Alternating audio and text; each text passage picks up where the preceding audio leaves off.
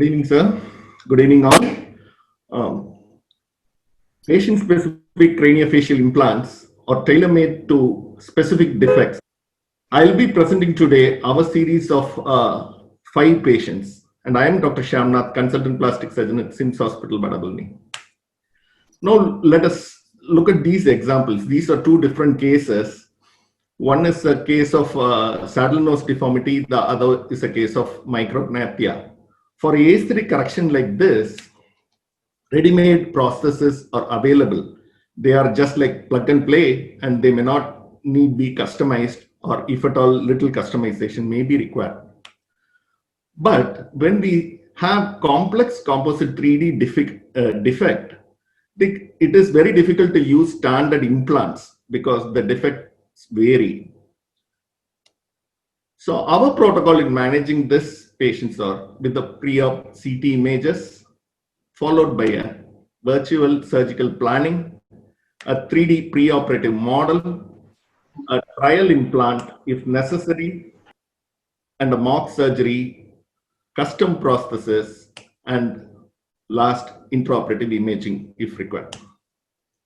Now, let me start with this patient. He is a 30-year-old man. He is a victim of RTA in March 2016, and he sustained head injury. He was treated initially elsewhere in a neurosurgical center and subsequently in a plastic surgery center. He underwent emergency decompression craniotomy, followed by secondary procedures. And when he came back to us after 4 or 5 months after the injury, he had a well-settled graft over the forehead, over the scalp, and with the huge crater-like deformity over the forehead, and the supraorbital rim definition is lost. He has thysis bulbi, he has lost his globe, and the sagging midface. Now, when we look at his 3D CT, we are really amazed to see, because there is a huge loss in the temporal bone. The eye globe is shattered. There is compound, there is comminuted fracture of the zygomatico-maxillary complex. And you can see, well appreciated in this 3D CT. What we did is a virtual surgical planning to assess the defect. We use the concept of mirror image.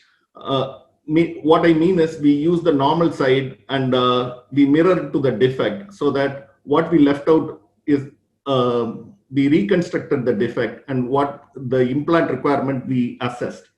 So we wanted a huge implant like this to reconstruct this. So we decided to reconstruct in stages, the forehead or the frontal bone first, followed by the zygomatico-maxillary complex. Now the problem we faced then is, what is the implant material we are going to use? We tried titanium plates, but then in 2016 it was very costly, and it was the patient could not afford, he being a fisherman. So we came back to the conventional titanium plates, but the problem is maladaptation. Always it tends to adapt, improper adaptation is the cause. So what we did is we wanted to pre-bend it before surgery. So we, over the 3D printed model, we took a wax impression. That wax impression is transferred onto a silicon impression, and a dye stone is formed. Over the dye stone, the titanium plate is pre-molded. This is confirmed in the mock surgery, and we went ahead for surgery. In the procedure, the exposure is obtained through the previous scar, and residual skin graft is excised, and after placing the mesh, the wound is covered with the transposition flap from the scalp also. And this is his post-op. 6 months later, you can see the contour deformity got corrected. Now, late in 2017, FDA issued a guidance for industry for production of this titanium material. Following this, we were able to manufacture titanium. Even in Chennai, they were able to customize implants. After this, this patient came for second sitting last year. So when we took a 3D CT, you can see a beautifully settled titanium mesh with little or acceptable contour. Now, what we wanted to do, we are worried about the zygomatico-maxillary complex. So we removed all these things, recreated the defect virtually, and created an implant. Now, using this, we wanted a trial implant. When we looked at this trial implant, we realized that it is of good contour, but the size is large. With this size, it will be difficult for placement. So what we decided is to divide these implants, the same British rule, divide and rule. We divided these implants into three parts. The first part, which is green color, it has holes for fixation into the temporal bone. This is the lateral orbital wall, the frontozygomatic suture area, and the infraorbital rim and the arch, the zygoma body per se. We divided into three, and we ordered that. We got an implant like this, and we customized this implant this way. We went in for surgery. We used the same nasolabial scar which he had because of his previous injury and through that exposure, it gave an adequate exposure to place this implant in pieces. And this is he. This is how he came to us. This is immediate post-op after the second surgery, 2.5 years down the line. And this is he in his lateral view. This image was taken 2 days back and he forwarded to me.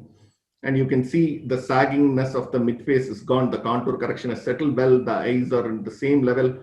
Now the the bony reconstruction work is over. Now all we need to put in a shell and a frontal sling for the eyelid. Now let me go to the second case. This is a case of osteomeningioma. He's operated twice or thrice for the meningioma of the forehead from 1994.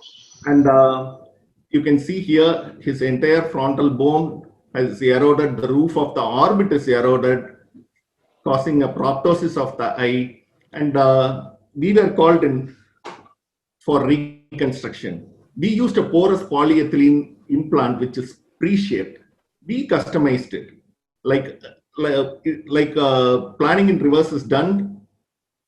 Then the roof of the orbit is reconstructed with half of the implant and covered. The cranial vault is covered with the rest. The skin is redraped then. We faced with a small complication here in the form of an exposed implant. We went in through the same bicoronal incision. We shaved off the exposed part and the rotation flap to cover the defect. He settled well. Now this is case 3. She is a case of left maxillary CA, carcinoma. She underwent surgical excision elsewhere and reconstructed with a free ALT flap cover. She has completed her radiotherapy. She's an international patient. On the way back her home, she came to us asking us to rehabilitate her oral cavity for dental rehabilitation, basically. We took a 3D CT and we found there is a huge defect. We offered a fibula, free fibula graft again to reconstruct the bony defect, which will support her dentition. But she refused that. So we had a discussion with the dental surgeon and we found we want what his expectation is. He wanted anterior support and a posterior support for the dental arch. The anterior support he was planning is to take over the central incisors. He does not want an obturator kind of support because of this. She has a very well settled ALT flap. There is no fistula. All he needs is a dental support from the posterior support, from the posterior part. So we gave a customized zygoma implant, dental implant into the zygoma. With this, he was able to create a framework. On top of the framework, he was able to fix a crown. Now, do we have a reference for this? Yes, it is published in the International Journal of Oromaxillary Facial Surgery in 2011 as a single case report, and we are also in the process of writing the same. Now, he's a 22-year-old boy who came with the progressive atrophy of one side of the face. A Romberg's disease was diagnosed. We did the 3D printing of the facial soft tissue to assess the volume. And the same mirror image principle is used here. Intraoperatively, you can see this is the single piece, but actually the required augmentation is over the cheek as well as the mandible. So we went in and augmented with the porous polyethylene implant. Using this technique, we were able to identify the exact location where we wanted to place the implant. This acted as a guide and it gave us a desired result. Now, she is an interesting case to us. She is 22 years old and she weighed only 30 kgs. Looking at her, we can say that she is a case of craniofacial microsomia. You can see she has a microtic ear, a low set eyes, and deviation of the angle of the deviation of the mandible. Now, when we went into the history a little more, she has undergone almost 6 surgeries before coming to our hospital. Starting from the age of 5 till the age of 18, she has undergone 6 surgeries, and the family is lost hope on surgeries. Now, what are all the surgeries performed? At 6 years, she has undergone costochondral graft for reconstruction of the mandible. Subsequently, she has undergone a free fibula to augment the mandible at the age of 14 years. Then gap arthroplasty, TMJ ankylosis, everything was every surgery did not give a result. What result we want? Mouth opening. She doesn't have a mouth opening at all. She is only 30 kgs, and you can see the dental atresia on the left side. On the normal side, she has 0.5 centimeters of mouth opening, and she's feeding herself with this. Now, we did a 3D CT to assess the status. You can see a well settled fibula flap here, but what it has done, it has ankylosed with the skull base. What else you can see? A low set ear, low set eye, there is absent zygoma, and there is no external auditory meatus. There is no canal at all. So the middle ear is poorly developed. So this is the picture. And we wanted to do something for her. Either there are only few options we discussed. Finally, what we did is this thing, a TM joint replacement. How we came to this conclusion? A TM joint, this joint is not for a joint creation. This is for a replacement joint. In other words, a normal joint patient who has developed TMJ arthritis, if they develop severe TMJ arthritis, this joint is meant for them. That joint we have used here to create a TM joint, or in other words, a TM joint reconstruction. This we used. The difficulties we faced is position of the glenoid fossa. You can see SML is the small and R for right. This is from one of the Orthomax company which is available. Now, what is this? Is the glenoid fossa, and what it is, the titanium plate. This size doesn't vary. This matches for everyone, and whereas this vertical height, the ramus height, varies. So we used one of the smallest one. What is this material made up of? This is ultra high molecular weight polyethylene, which withstands the pressure 15 times. The abrasive forces, it can withstand this 15 times more than the conventional steel. Now, intraoperatively, after osteotomy of the fibula, you are able to achieve mouth opening of 3 centimeters. Once we achieved that, we went through this. We preserved a good amount of soft tissue around the joint to prevent the joint from subluxating, because there are no muscles to hold in position. So we maintained this soft tissue, and we fixed the vertical part to the mandible, and the joint is reconstructed. Now, this is she post-op. This is her mouth opening, which we achieved. And this is she. 2 days back, she has sent this video, and you can see her masticatory function is normal, good mouth opening. Thanks all. Wish you all a happy Krishna Jayanti. Thank you from me. Yeah. Thank you, sir. Thank you, Shyam, for the excellent sort of presentation and then excellent cases, in fact. Um, can I, yeah, can you stop sharing? Yes, sir.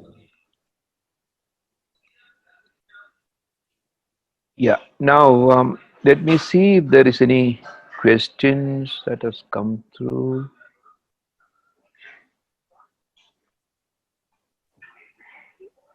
Has any questions come through, Karthikeyan? No. Yes, sir. I have asked a question. Yeah. I saw that. Yeah. That was custom-made implants are perfectly designed. When you put it into body, is there any chance of malalignment? And if so, how do you avoid it? Yes, sir. Right. Shyam.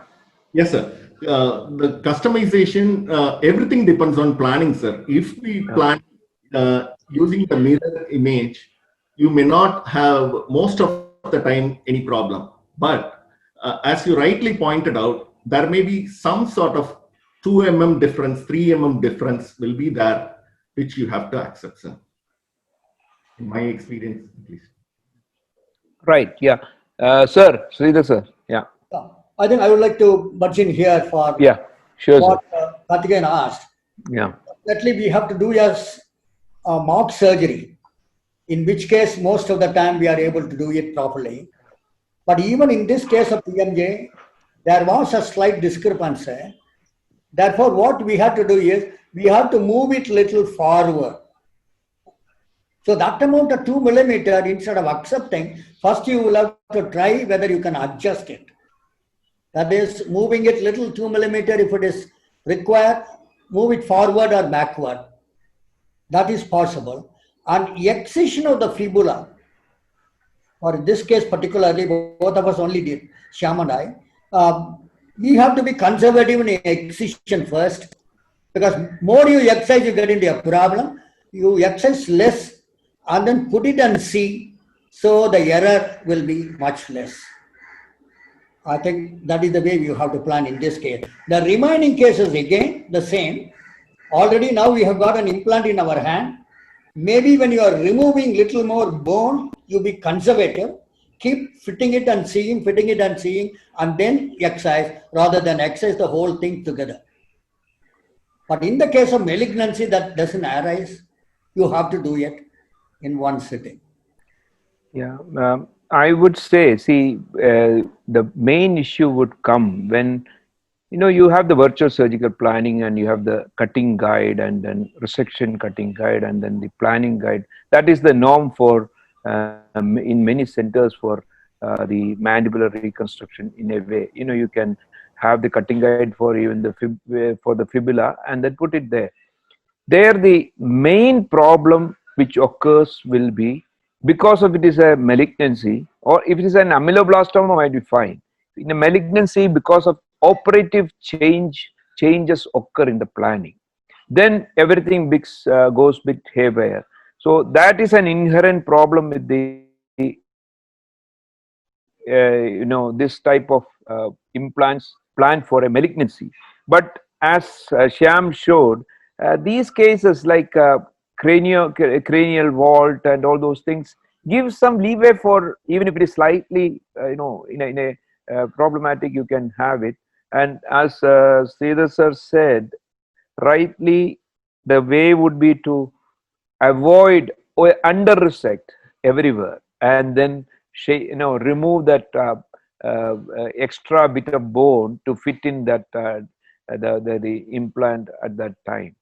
But Shyam, have you been doing implants for other things like mandible? Yes, or sir. Yeah. Yeah, our unit we are doing for cancer reconstruction, ameloblastomas. So are you doing a custom made one, or are you just looking at a usual plate and then virtual? I agree that it will be model based. You must be doing everything model based. Yes, But sir. do you do custom made implants for the mandible? No, not yet, sir. We are about to start that, sir. Now, Karthikeyan, can I just show one slide? Yes, sir. Please go ahead, sir. I will just open. Yes, sir. See, this is a hastily made, this slide I got just now. This is from Chennai only. Let me share my screen. You can see my screen, no? Yes, sir. Yes, sir. We can. Okay. Now, let me just, it is not a arranged slide. I just got it today from our colleagues. See, look at this one. This is a amyloblastoma. It's a amyloblastoma, right?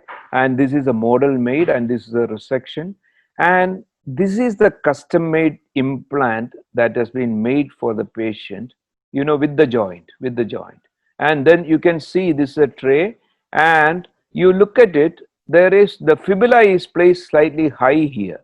So in order to prevent that height difference for the implant, the plate has been made slightly solid here. It's not heavy weight, and then this is the way it will fit, and this is the way it has been done. This is a case which we did, and one more I'll just show you. This is again, I just want to show that custom made implants can be possible. See, this is another one, same one. You can have two fragments, and this is the way the implant would look like, and this is the patient after that. Now let me come out. See, this was made in Chennai. Yeah, it's okay. Now, Karthikeyan, why I showed that one, this is made in Chennai. Yes, We send it to, there is I don't want to advertise that guy, but he is the dental guy who Johnson, who we have been doing the joints with him. So the beauty is that striker plate costs around 45,000 now, around, with the screws, and this will cost about 60 to 70,000. But you have the joint. But if you ask, I'm sure Dr. Sridhar will tell that the other joints, like the big joints which you get, are extremely expensive. So I'm not going to take out the thing from Shyam. Let us go back to Shyam and this one. But I just want to say that custom-made implants will be one of the things which we have to look at and master. And there are a lot of people will be ready to make it for you. So I would say patient-specific implants are to stay, and then that will be the one which you will be using more and more in future. The zygomatic implant, what we did is from Chennai made. I think the same guy who made it for you. Johnson, sir, is it? His name is, what is it? Huh? No, I'll tell you, sir. Let me look at the, yeah. He's the dental guy, Yeah, dental guy, the same. They are very good, extremely good. And we have a maxillofacial surgeon with us. Yeah. So, Suresh is there with us. Yeah. He's, And Sir, there is one question in the chat box again. Yeah. From Dr. Gautam Bishwas. Sir, Gautam. Okay, he's on here. Custom-made implants for mobile structures such as mandible frequently extrude. Shyam, extrusion. I think the question is not custom-made implants. Any implant will extrude. Correct. So you tell me, Shyam, tell Dr. Gautam your views on extrusion. Shyam? Shyam is muted. Shyam. Shyam, unmute. Yeah, I've unmuted. Okay. Your views on extrusion. Any implants. Custom made, is it more, or any implants? Yeah. Material. Custom made, it is less actually, sir. I would take that way, because the soft tissue draping over the custom made implants are good, and the tension on the skin is less. Whereas in regular implants, ready-made implants, which are tailoredly cut, the chances of exposure is little high. Okay. We have one case, and I have shown it to you. Oh, you showed that exposure, no? Yes, sir. Yes, sir. Yeah. Material wise, are you happy with the Indian material which is being custom made? Yes, sir. Yeah. The custom made which we used is, as Sridhar said, from CTARS in the CETAs. Chennai. Yeah, correct. CETAs. Yeah. CTARS. This thing is very good actually. In the zygoma implant, they for the profile, Yeah. I checked with them how they match the profile. They said they compare with the opposite zygoma, the Okay. thickness of the bone, and they decide on the this implants profile. Yeah. So that way, I think it is very good. Yeah. Great. Yeah. Okay. And this Yeah. Let me see. Yeah. One more question. Umar, yeah, the details. Okay. Container implants with reconstruction plates to have. It is Dr. Narayana Murthy. Container implants with reconstruction plates are said to have higher complication rates.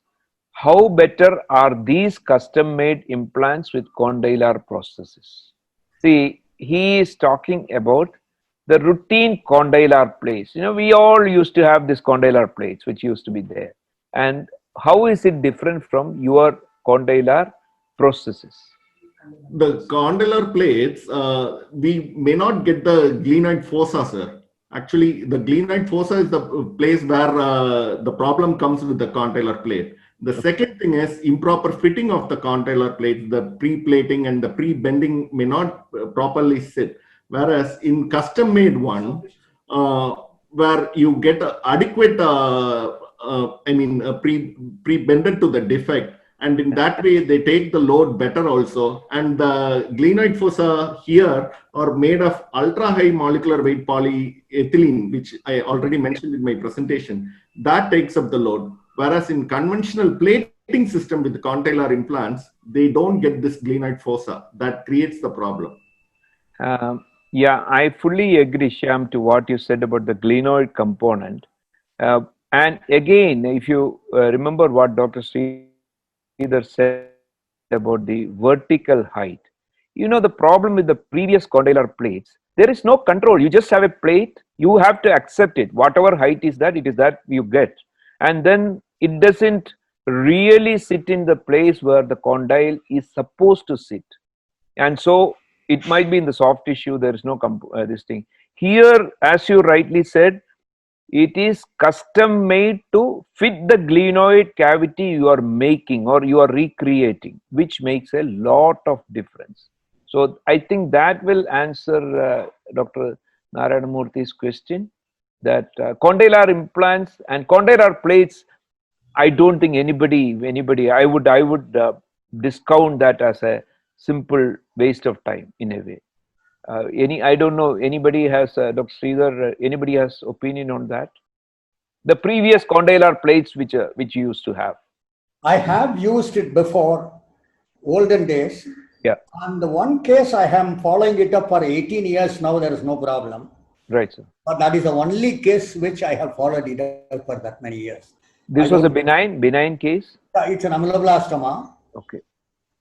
It was an amyloblastoma. Still, it is good maintaining, but it usually gives rise to problem. Was there any bone with that, or just the plate? Just the plate. Just the plate. Okay. Yeah, I think. Way back I did. So at that time, even before fibula became the gold standard. Yeah. What I was telling.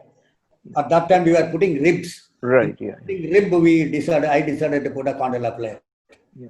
Sir, all of us have got sort of one or two or the thing about the plates working without any problem, but it cannot be suggested as a standard of care. It cannot. Absolutely. Karthikeyan, we can to share the contact. Okay, that we'll get it. Okay. It was Narayana Murthy saying that the question was answered. So there is no more questions here. Anything else you want Can to? I just ask a question, sir? Yes, yeah, sure. Now, for a lot of people, this is a new concept. I mean, we've heard of it, but this seems to be a new concept, this 3D virtual surgical planning for the craniofacial defects. Yeah. Can we ask Dr. Shyam to enumerate the steps when the patient comes in? What are the steps we go through before we get the process and get the surgery going? And during the surgery, what are the basic steps that we need to concentrate on? Shyam. Yes, sir.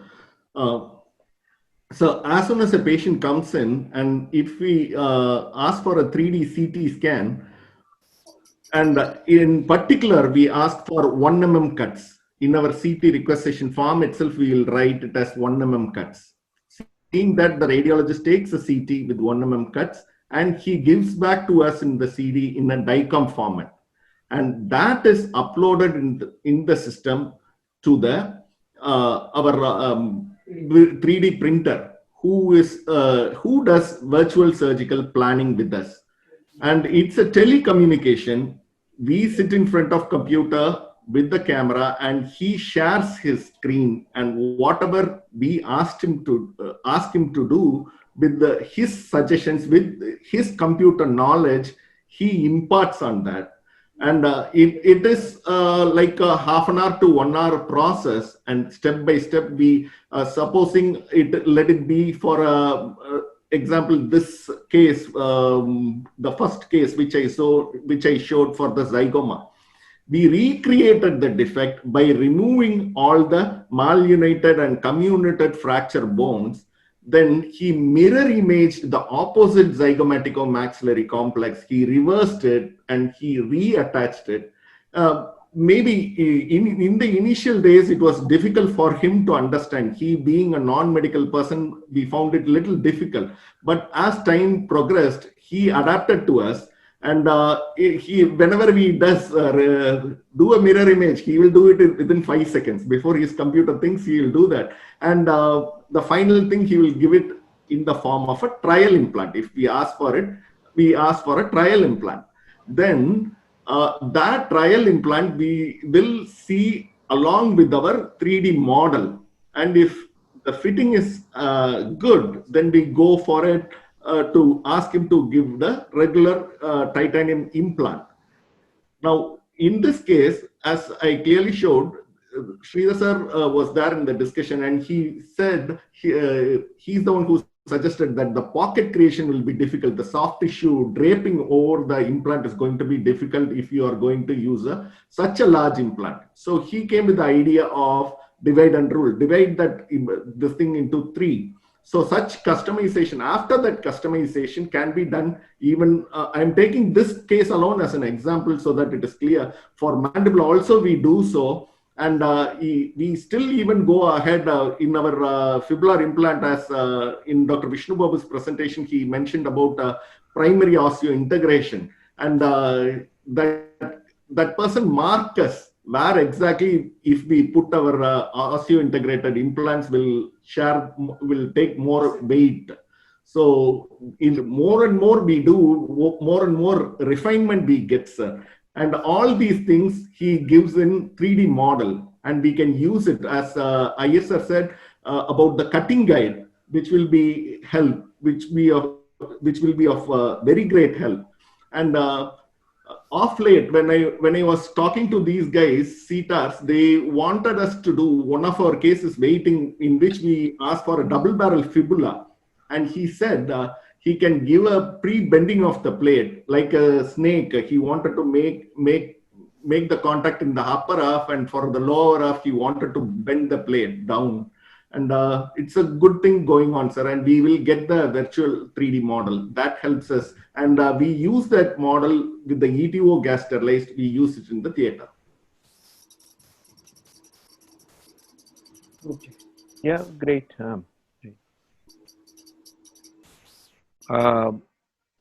See, I think institutions which have workload, I think Rakesh has it in Medanta.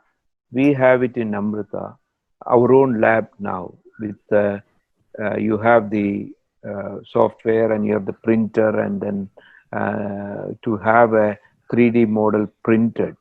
with these things. But the problem that up to that is very good, but beyond that you need a technical help like these people, because metal bending, metal printing is an extremely expensive thing. So that part I think we will have to depend upon these people. But if people are interested, institutions should have their own trained people themselves, and so that mainly most of this surgical planning can be in-house in much better way. But I'm sure the patient specific implants we will have to depend upon the other people, but that will be much more nicely done if you do it. But that might be the future. See, again, we may have to have in-house labs and all those things. We have to think of that way in future. Sir, can I ask a question now? Yeah. You have said it's going to be something of the future. Yeah. Do you envisage a time when it will become a routine procedure? And what will bring about that? Look, Karthikeyan, now if you look at it, why do you want to have a striker plate bent?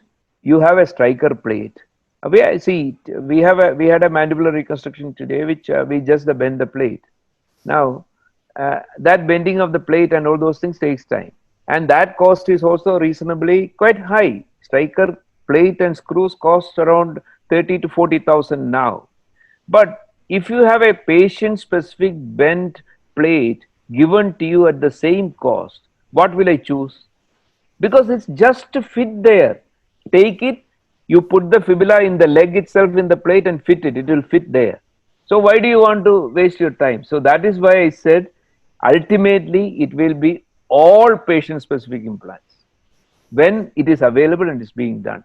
And even the striker and synthesis will come down with the cost for their patient-specific implant. You just provide them, they will have to give it to you some stage. Okay. Can I have my question? Sir. Yeah, see, this is like, you remember now for the breast implant to prevent extrusion, yeah, they use acellular dermis. Yes, sir. Cover the implant. Yeah. Any of you have thought about it to cover the implant with acellular dermis so that we can prevent your extrusion of the implant? Any suggestion on that or any view on that? Very logical idea, sir. I would rather say. Sorry? Very logical idea. Very good idea. Excellent idea, sir. We have not used it anyway, but this is thought-provoking. We will definitely consider that, sir. Very good. Material. It's available. It's available abroad. You have to get it. Yes. I don't know. It's for future. Again, it's for future, sir. People have been reporting that in a big way, the acellular dermis in a way. But again, acellular dermis. Yeah, our implant cost itself is deterring us. So when the cost of this acellular dermis is now added, it might be difficult. That is one reason we might not be doing much. But anyway, concept is right, sir. Concept is right. Yeah, right. Worth trying. Thank you.